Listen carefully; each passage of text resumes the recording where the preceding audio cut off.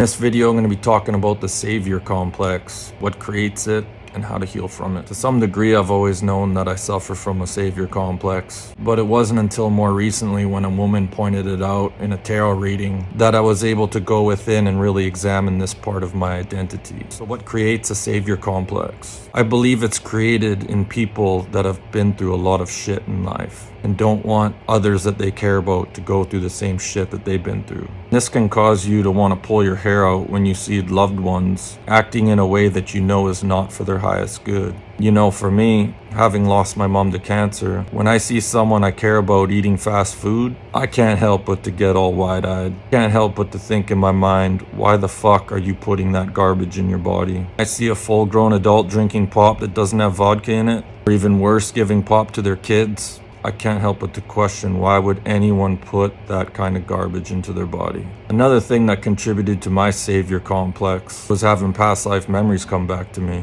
You know, I'm pretty sure my spiritual awakening created some PTSD within me. After my visitation that I had from the soul of Jesus on October 20th, 2020, I was taking a shower at my old man's house. I not only got to experience what true love actually felt like, that made me aware that many people on this planet don't truly love themselves. I started to have past life memories come back to me.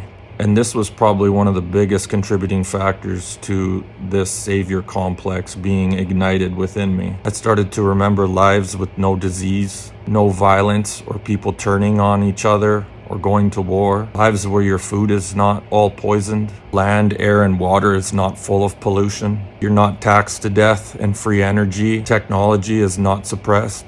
Having all those memories come back to me kind of fucked with my head a little bit. You know, I have a pretty close connection with the creator being of our universe that some people would call God, and throughout my healing journey, I've often expressed to him how I disagreed with this reality. I see it as souls being set up for failure. Right before I had a fallen angel attached to me in 2020, I even astral projected and tried to have this place shut down by calling in beings from other realities to come in here and take things over, but I was greeted by a very, very, very large being and shown that that was not going to happen. So I look at society today and I see many people very similar to a pig content rolling around in its own filth. I see many unhealed, depressed people satisfied with a very low quality of life.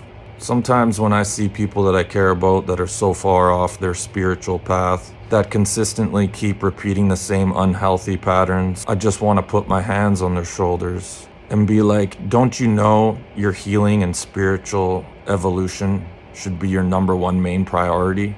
Evolving spiritually and being able to ascend out of this reality, in my mind, should be everyone's number one priority.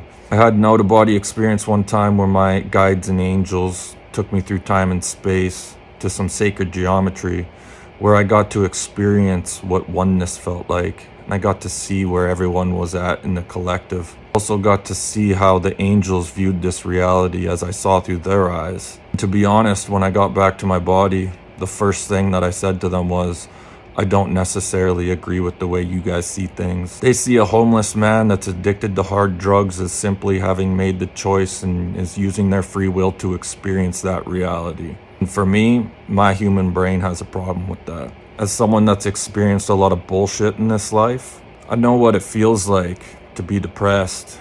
And I know sometimes we feel that we need to use crutches or vices to help us numb the pain. So how do we heal from a Saviour Complex? Well, to some degree, unfortunately, you have to stop caring so much about the people you care about and people in general. You become the example. You become what you want to see in the world, right? And so you set an example, and if people want to see you as a positive role model and make positive changes in their life, then so be it. And if people want to hate because they can't stand to go within and do the inner work, then so be it. That's all I got. Thanks for watching.